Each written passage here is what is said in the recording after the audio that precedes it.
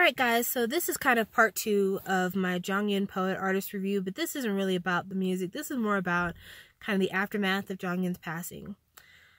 So, it's been hard the last month and a half to cope with everything that happened with Jonghyun.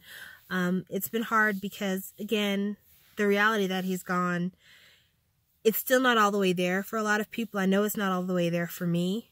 He still feels like a very live presence in my life, and I don't know what milestone I'll hit to where there'll be full acceptance, but for me, just for me, I know it's been a challenge. It's been a challenge.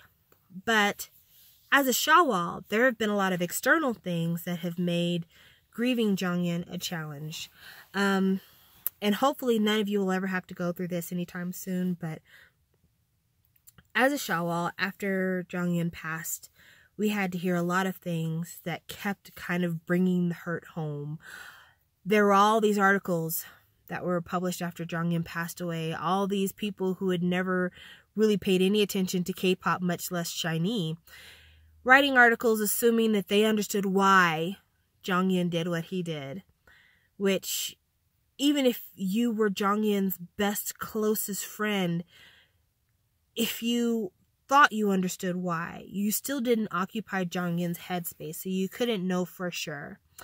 But people wanted to blame it on being a K-pop idol. People wanted to blame it on him being stalked by paparazzi and having his relationship exposed. People blamed it on the mental health crisis in South Korea and the overwhelming suicide rate. And all these things that really took away from Jonghyun's humanity, that took away from his artistic achievement, that took away from the fact that he was a beloved brother, son, friend, colleague. Then there was the funeral, which the paparazzi showed up to in droves and photographed every single person who tried to come through to the funeral hall. And the ones they missed, the paparazzi then turned around and tried to say, well, why weren't you there? Even though some people actually were able to sneak in and grieve in private, like they have the right to do. But paparazzi were there to catch an absolutely destroyed Key coming to visit his friend in the funeral hall. The paparazzi were there to watch Minho crumble while he's trying to carry Jonghyun's photo out of the hospital for the final funeral procession, while Jonghyun's sister is basically shaking inside of her hanbok, trying to make it from the door to the car, and can't. Hardly. While Key, again, is breaking down. While Onu looks like he has no blood left in his face. While Taemin, again, is a mute mask because I don't think he could even process everything that was going on around him. While the friends and colleagues of Jonghyun who have known him over the past over a decade are trying to figure out what is going on. How is this the reality of things? And then, after he passes away, it's time to insult his friends and family. It's time to pick on his fellow idols who look sad because their friend passed away maybe a week and a half ago. And how dare they look sad in public because we pay you to smile, damn it. It is idols having to get up and using a platform that they could congratulate themselves and celebrate their own artistry, but having to tell people, we're human. We're allowed to be sad.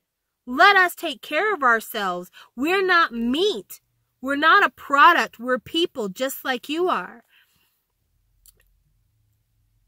And in the midst of all of this, then there was the truly unexpected but kind of expected way that just like the media would utilize Jonghyun and reduce him down to a stereotype or an anecdote for a story they wanted to tell about the hazards of idoldom, you have fans in other fandoms who utilize Jonghyun's death as the reason why you shouldn't pick on their oppas and their unis.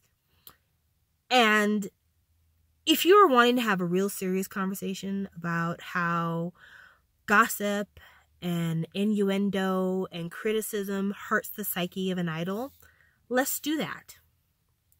But if all you have to say is, and that's why Jonghyun killed himself, Do you realize how wildly disrespectful and hurtful that is? This is a dead person. Not a dead dog or a series that ended on television. This is a dead person. This is someone's son. And you utilize him as a talking point, as a gotcha in a conversation. Imagine if I talked about your family that way. And that's why your grandma's dead. I would be the worst person on earth. But people do this because Jonghyun didn't mean anything more to them than what he meant before he passed. So as a Shawwal, dealing with all of this has been very hard for the grieving process. And then there's been the grief police, who are, I can't even believe I'm using this phrase, grief shaming people and saying, it's been a month. You shouldn't be sad anymore. What do you mean you don't feel like you can listen to his new album? You should be over this by now. Or the ones who say, you're able to listen to his music again? What happened to mourning? You should have been sad longer. The fuck do you want from us? If you're able to go on with your life and continue to do the things that you need to do at this point, God bless. Because there's a lot of people who can't. And for the ones who can't, if it takes you a little bit longer, you're entitled to take a little bit longer. But who is anybody else to say whether or not you're allowed to feel your feelings? Who the fuck do they think they are? But all of this has been a part of the grieving process for Jonghyun. And honestly, if that was the end of the story, I couldn't sit here and talk to you now. Because even thinking about it it's my nose is stinging and my eyes want to run.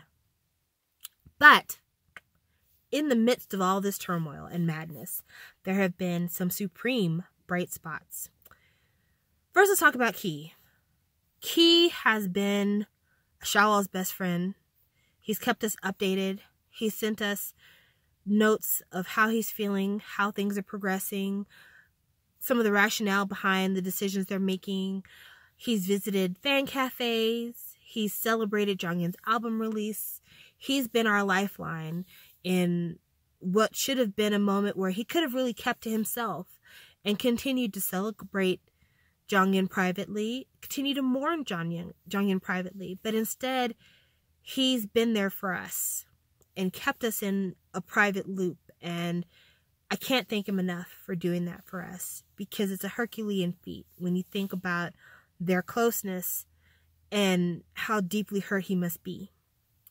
Then there's the Japanese Dome concerts, which will be starting in about a week. And the fact that all the members of SHINee wrote handwritten notes to let us know that they are continuing, why they felt like they could continue, and how they hope that we'll be there for them as Shawwals. And in a weird way, having them tell us why they need us gave a lot of us a purpose.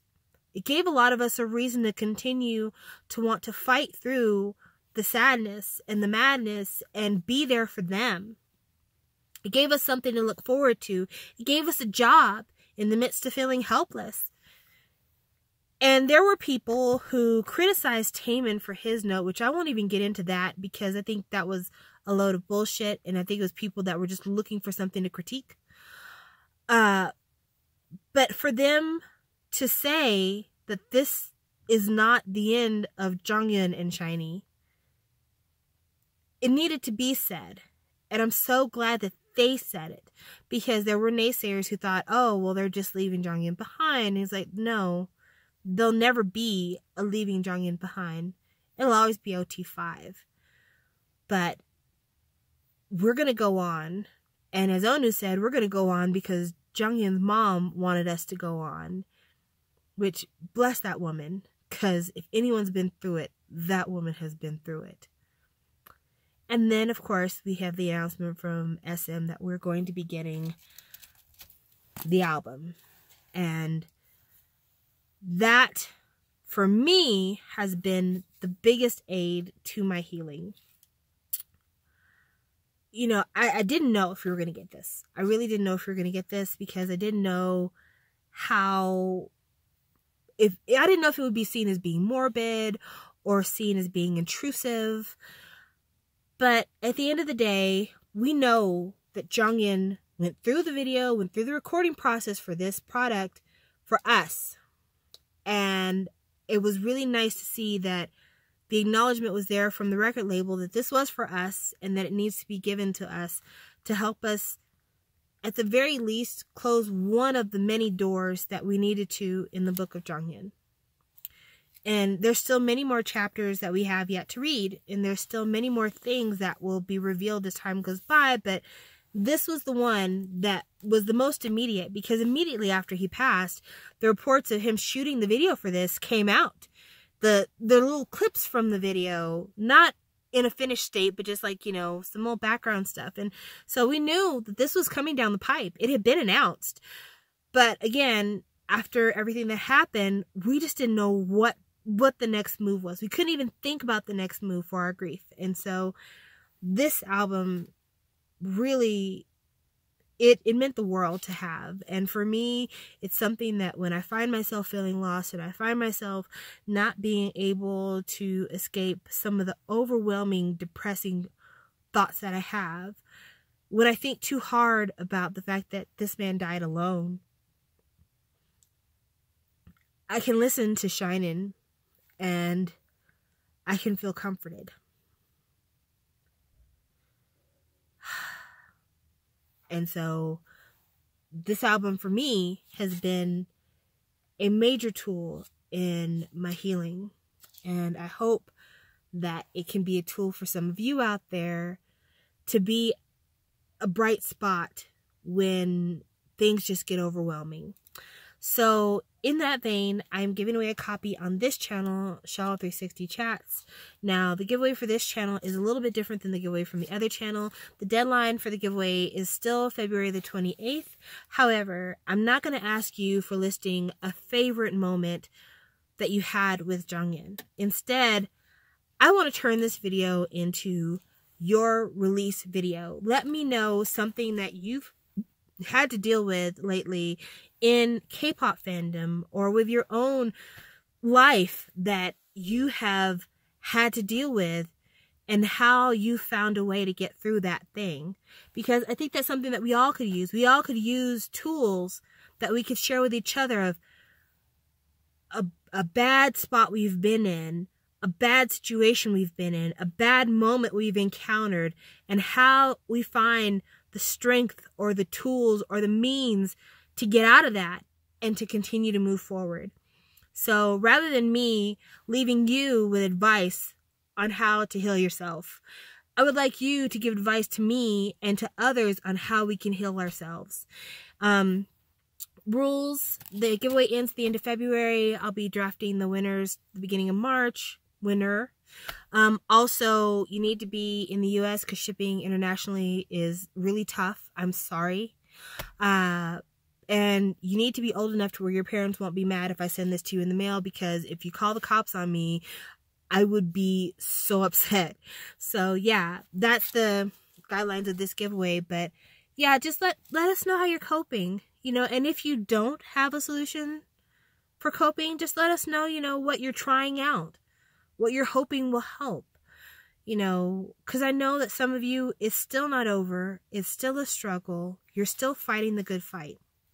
But these are the times when we need to lean on each other. These are the times when we need to be the hope for one another. These are the times we need to be there for one another. So let us be there for each other. Let's try to find our way through this fog and try to reach each other on that other side. So thank you for watching this video, and yeah, thank you for listening to me. Thank you. I'll talk to you guys later. Bye.